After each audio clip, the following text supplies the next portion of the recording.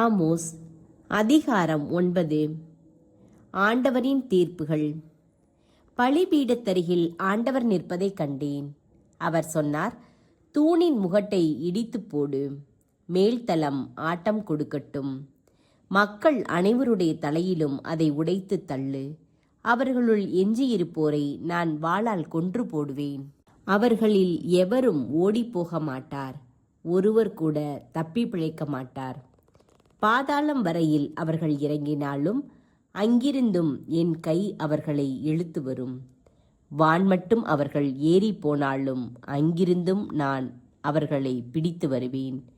கர்மேல் மலையுச்சியில் ஓடி ஒளிந்து கொண்டாலும் அவர்களை தேடி பிடித்து அங்கிருந்து கொண்டு வருவேன்.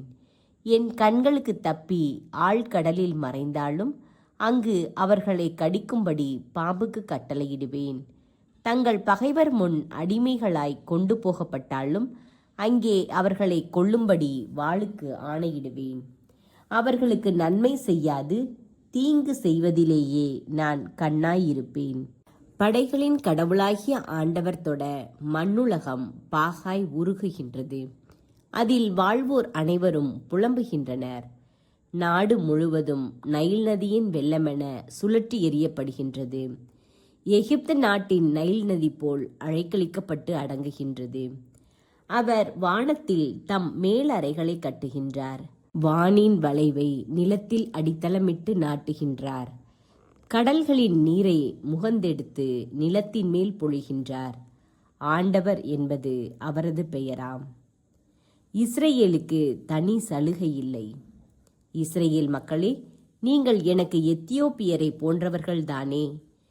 இஸ்ரேல் மக்களை எகிப்து நாட்டினின்றும், பெலிஸ்தியரை கப்தோரிலிருந்தும், சிரியரை கீரிலிருந்தும் நான் அழைத்து வரவில்லையா என்கிறார் ஆண்டவர். தலைவராகிய ஆண்டவரின் கண்கள் பாவம் செய்யும் அரசை உற்று பார்க்கின்றன. மண்ணுலகில் இராதபடி அதை நான் அழித்து விடுவேன்.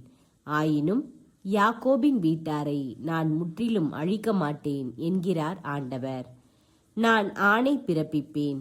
எல்லா மக்களினங்கள் நடுவிலும் இஸ்ரேல் வீட்டாரை சல்லடையில் தானியத்தை சலிப்பது போல சலிக்கப் போகின்றேன். ஆயினும் கோதுமை மணி ஒன்றும் தரையில் விழாது. தீமை எங்களை அணுகாது, எங்கள் மேல் வராது என்று என் மக்களுள் எந்த பாவிகள் கூறுகின்றார்களோ அவர்கள் அனைவரும் வாளால் மடிவார்கள். இஸ்ரேலின் மறுவாழ்வு. அந்நாள்களில் விழுந்து கிடக்கும் தாவீதின் கூடாரத்தை மீண்டும் உயர்த்துவேன். அதிலுள்ள கிழிசல்களை பழுது பார்த்து சிதைந்தவற்றை சீர்படுத்தி பண்டைய நாளில் இருந்தது போல் மீண்டும் கட்டி எழுப்புவேன். அப்பொழுது ஏதோமில் மிஞ்சியிருப்போரையும் எனது பெயரை தாங்கியிருக்கும் பிற இனத்தார் அனைவரையும் அவர்கள் தங்கள் உடைமையாக்கிக் கொள்வார்கள் என்கிறார் இதை செயல்படுத்தும் ஆண்டவர். இதோ நாள்கள் வரப்போகின்றன. அப்போது அறுவடை செய்வோரை உழுவோரும் கனி பிழிவோரை விதைப்போரும் தொடர்ந்து முன்னேறுவர். மலைகள் இனிய ரசத்தை பொழியும், குன்றுகள் தோறும் அது வழிந்தோடும் என்கிறார் ஆண்டவர். என் மக்களாகிய இஸ்ரேலை முன்னைய நன்னிலைக்கு கொண்டு வருவேன். அவர்கள் பாழடைந்த நகர்களை திரும்ப கட்டி அவற்றில் குடியேறுவார்கள். திராட்சை தோட்டங்களை அமைத்து அவற்றின் கனி ரசத்தை அருந்துவார்கள். பல தோட்டங்கள் அமைத்து அவற்றின் கனிகளை உண்பார்கள்.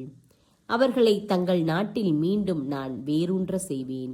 நான் அவர்களுக்கு அளித்திருக்கும் நாட்டிலிருந்து இனி ஒருபோதும் அவர்கள் பிடுங்கப்பட மாட்டார்கள் என்கிறார் உங்கள் கடவுளாகிய ஆண்டவர்.